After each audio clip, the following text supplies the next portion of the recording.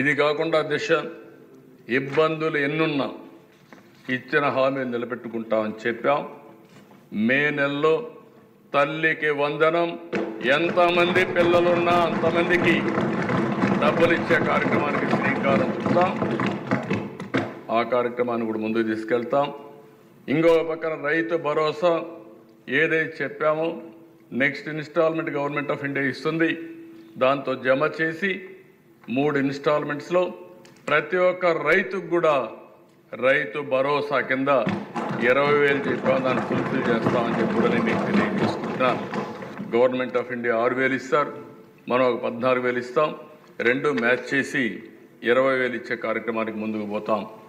ఇది కాకుండా అధ్యక్ష మత్స్యకారులు 20,000 రూపాయలు ఇస్తా అన్నాం. వాళ్ళు కూడా చేపలు వేటకు పోలేని పరిస్థితి ఉంటుంది. ప్రతి సంవత్సరం హాలిడే ఇస్తాం.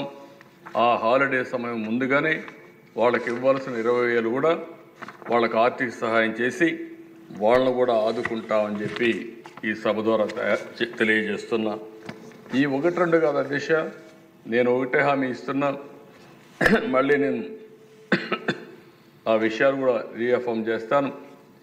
ఏదైతే మేము ఎన్నికల మేనిఫెస్టోలో చెప్పామో ప్రతి ఒక్కటి కూడా అమలు చేయడానికి చిత్తశుద్ధితో కట్టుబడి ఉన్నాం. అన్ని విధాల ప్రయత్నం చేస్తామని చెప్పి కూడా ఈ సభ ద్వారా ప్రజలందరికీ విజ్ఞప్తి చేస్తున్నాను. అయితే అధ్యక్ష